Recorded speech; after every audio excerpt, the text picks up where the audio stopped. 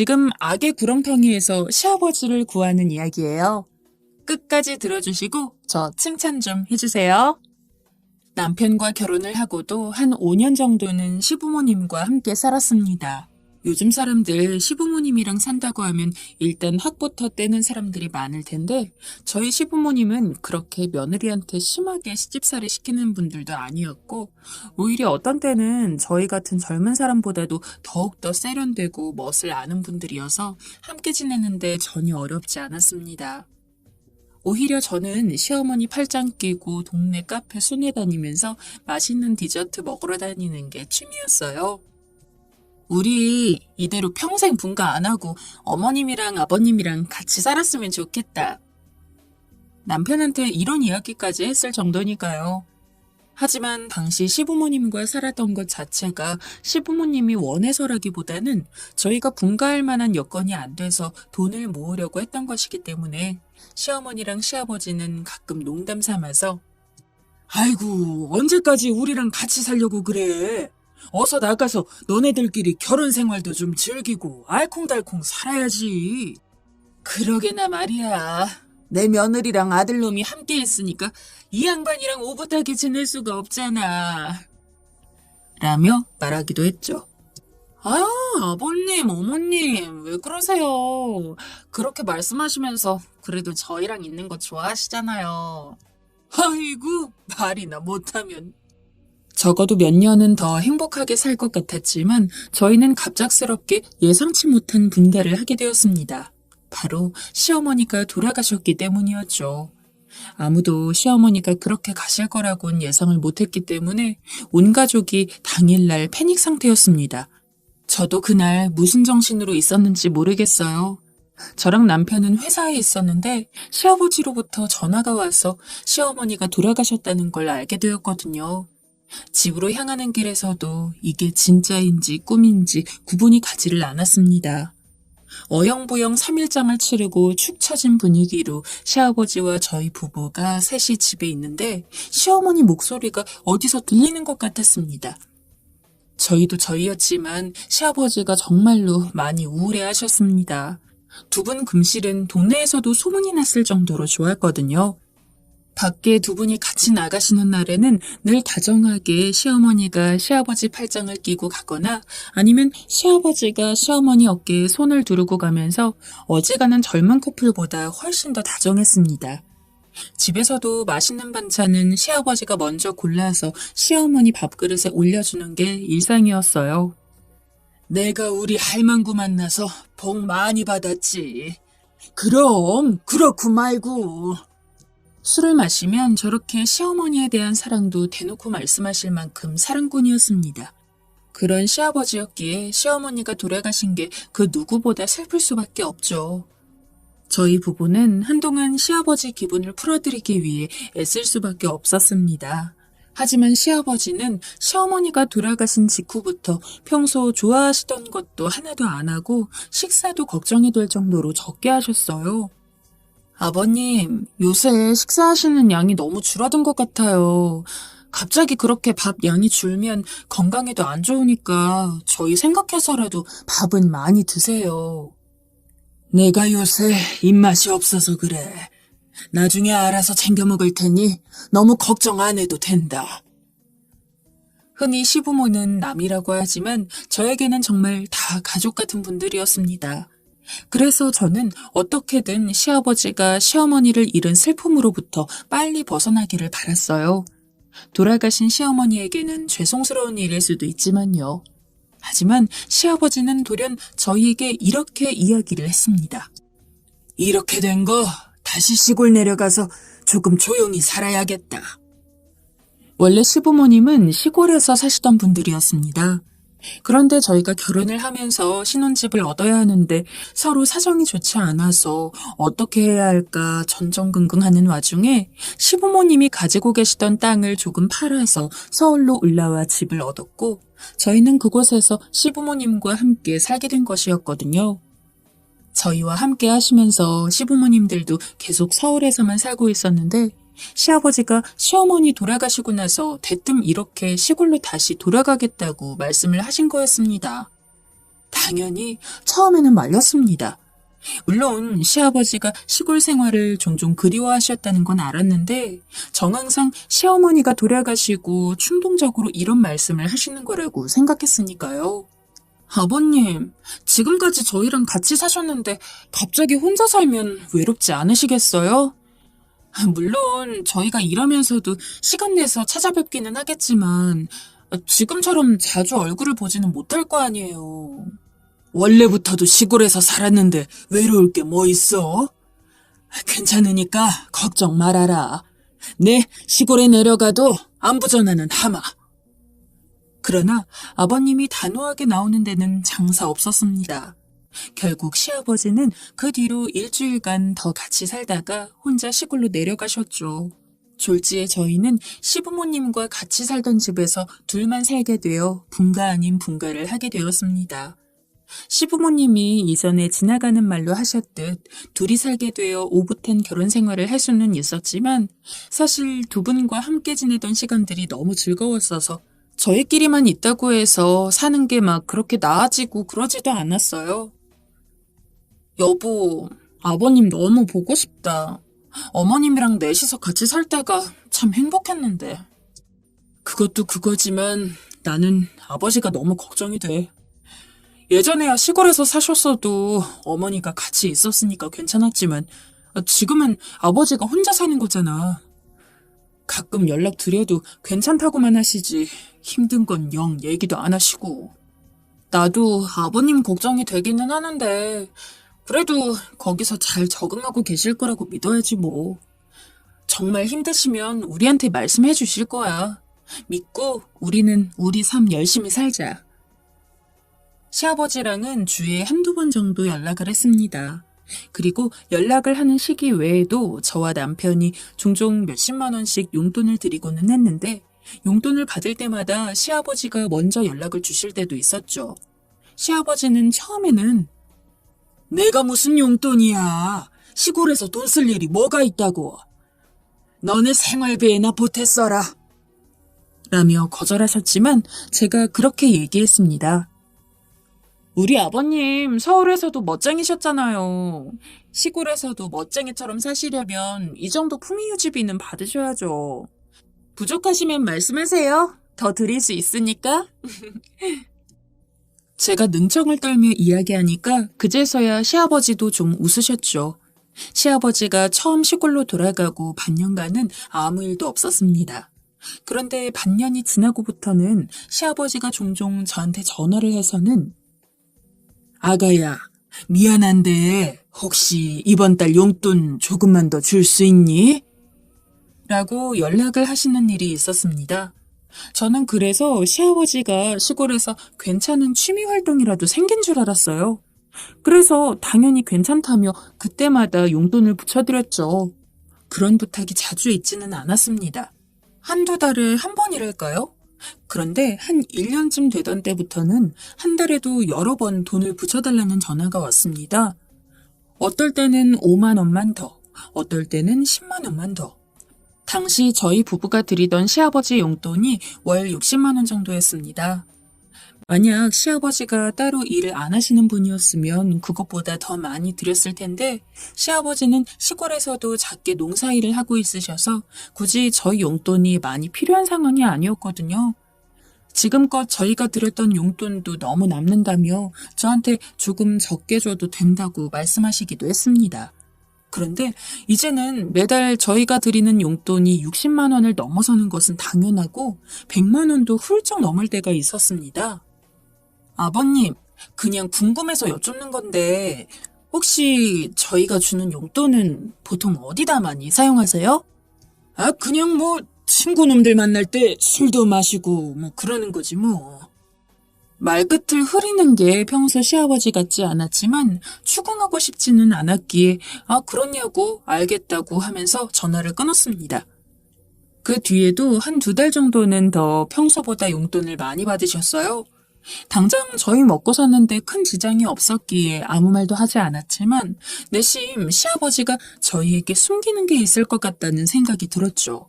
그리고 어느 날 밤 시아버지가 만취한 상태로 남편에게 전화를 걸었습니다. 그렇게 늦은 시간에 남편한테 전화를 건 적은 한 번도 없으신 분이 심지어는 울먹이기까지 했어요. 너무 놀라서 남편과 함께 전화 내용을 듣는데 저번에 제가 전화로 용돈을 어디다 쓰냐고 물었던 게 계속 마음에 남아 계셨던 모양입니다. 에휴, 미안하다. 내가 이 나이 먹고 이러면 안 되는 건데. 괜찮으니까 무슨 일이냐고 천천히 말씀해보라고 했습니다. 이야기를 들어보니까 시아버지가 몇 년간 서울에서 저희랑 함께 살던 시기에 시골에 새로운 사람들이 좀 많이 들어온 모양입니다. 편의상 시골이라고 부르기는 했지만 그렇다고 사람이 아예 없는 동네는 아니어서 우리가 흔히 아는 정말 깡촌처럼 평생 같은 사람들만 보고 자라오고 그런 곳은 아니거든요. 아무튼 시아버지가 몇 년 만에 시골로 돌아가니 원래 친했던 사람들은 거의 없고 새로운 사람들이 동네에 살고 있어서 마침 나이도 비슷하니 친구를 좀 사귀려고 했던 모양입니다. 고스톱 치네. 나도 좀 껴줄 수 있어? 시골이나 서울이나 보통 나이 드신 분들은 노인정에서 사람들 사귀면서 놀고 그러시잖아요. 시아버지가 사시는 곳에도 큰 노인정이 하나 있었는데 거길 가니까 다들 고스톱을 치거나 하면서 놀고 있었다고 합니다. 그런데 오랜만에 간 노인정 고스톱판이 이전과는 다르게 돈을 좀 크게 걸었다고 하더라고요. 보통 시아버지가 노인정에서 치던 고스톱은 기껏해야 점당 10원 아니면은 돈 아무것도 안 걸고 몇 시간을 내리 고스톱을 치다가 나중에 많이 이긴 사람이 혹은 많이 진 사람이 다른 사람들한테 막걸리나 대접해주는 정도에 그쳤는데 지금은 그때랑 기본적인 돈의 액수 자체가 달라졌다고 했습니다.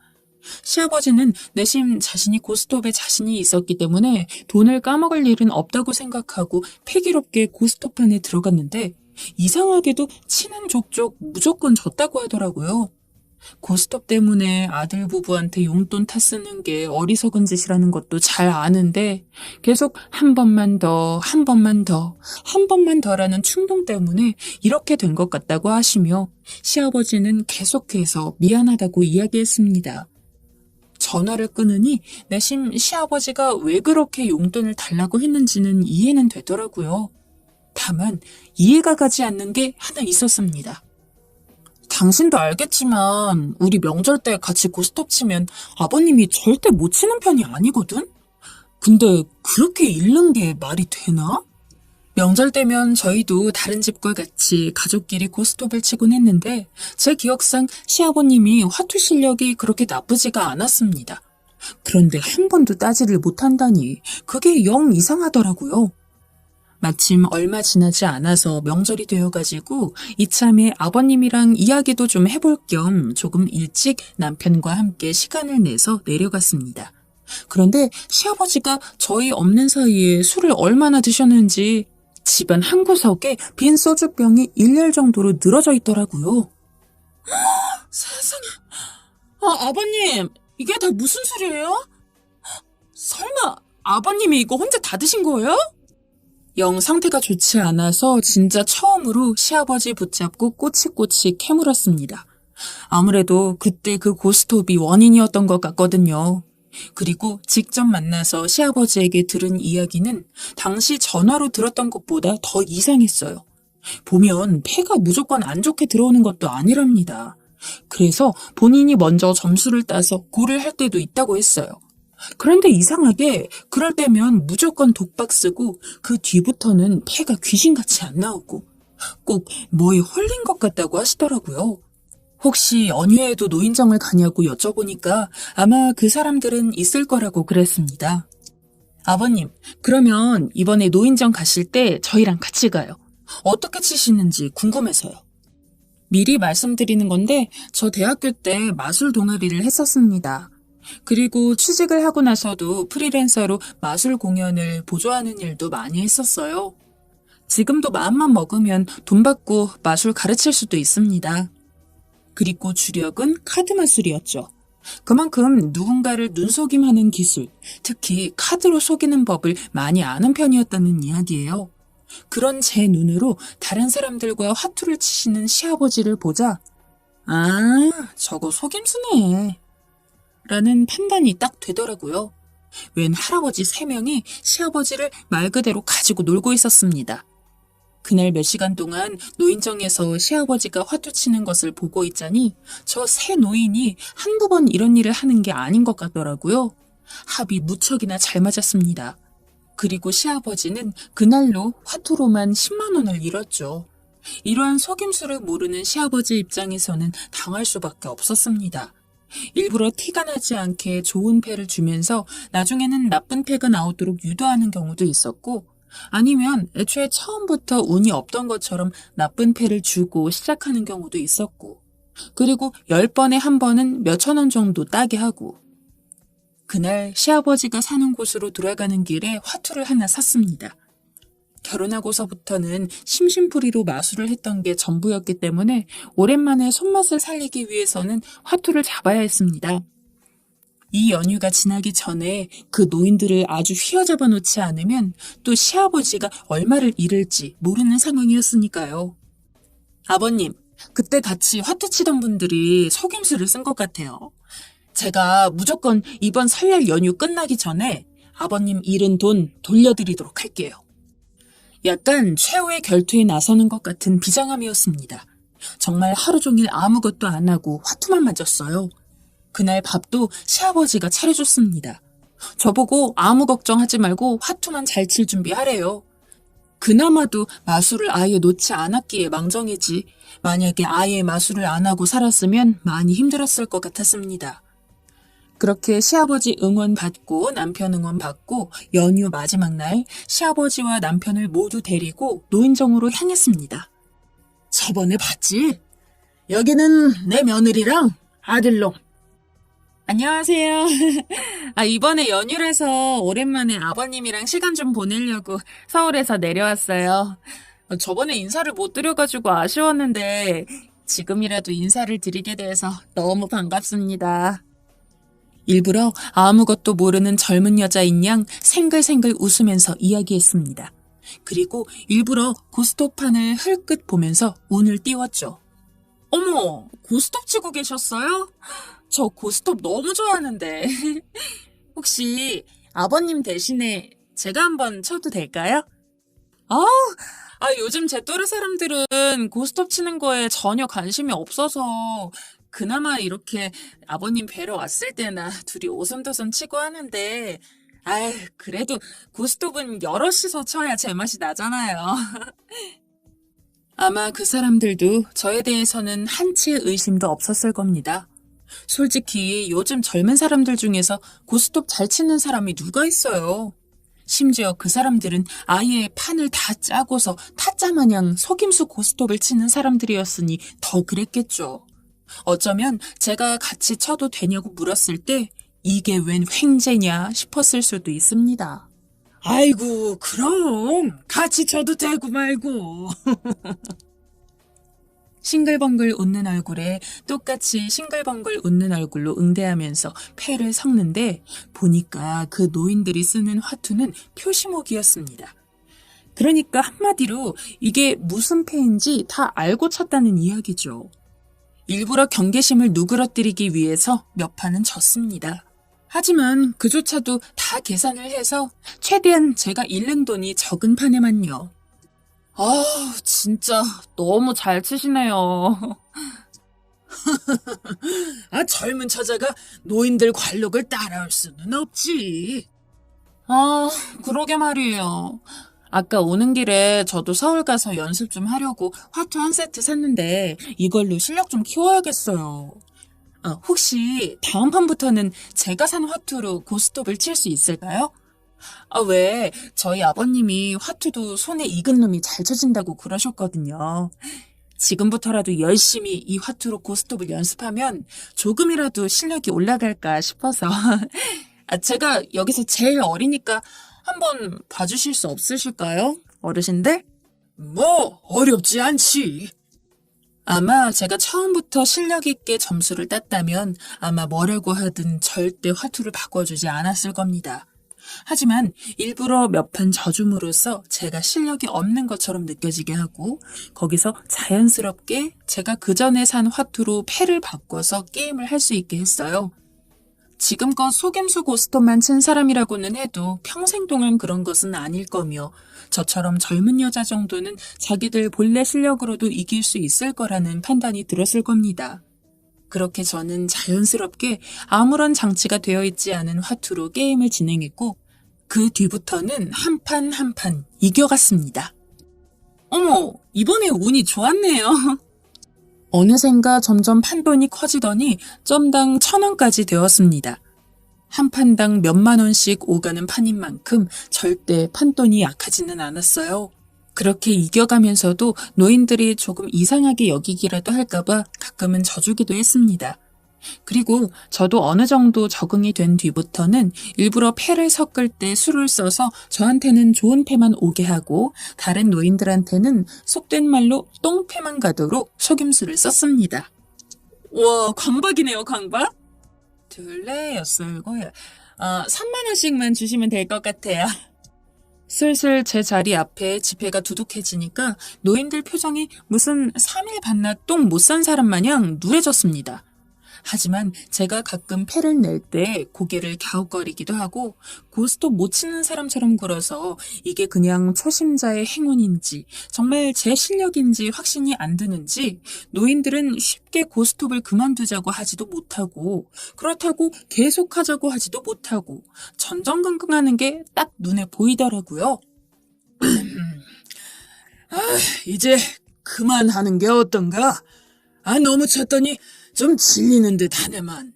한 할아버지가 그렇게 이야기를 했을 때 제가 딴 돈이 무려 100만 원 가까이 되었습니다. 누가 봐도 질리는 게 아니라 돈 잃는 것 때문에 애가 타서 그러는 게 빤했죠.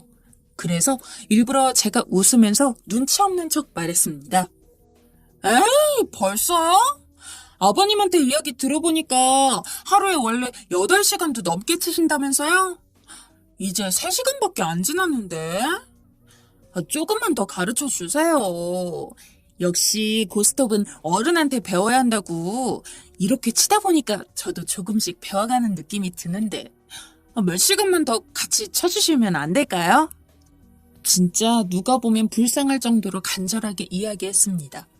나이도 곱절은 많은 노인들이라 자존심이 있어서인지 그렇게까지 부탁을 하니 거절을 못하더라고요. 결국 그날 저 그 3명한테 총 300만 원을 땄습니다.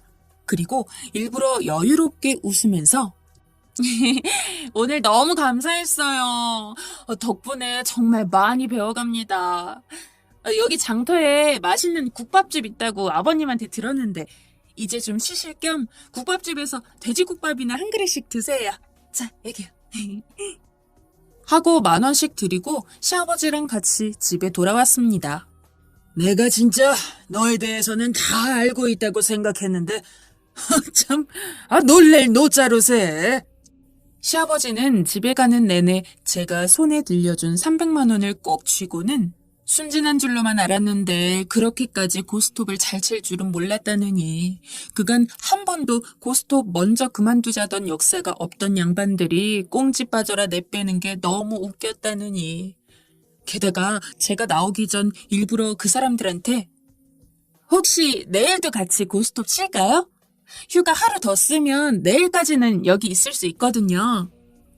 라고 했더니 셋이서 짠 듯이 다 바쁜 일이 있다고 불이 나게 나가는데 그 모습은 저도 엄청 웃겼습니다. 그날부터 저희 가족 사이에서 제 별명이 뭔지 아세요?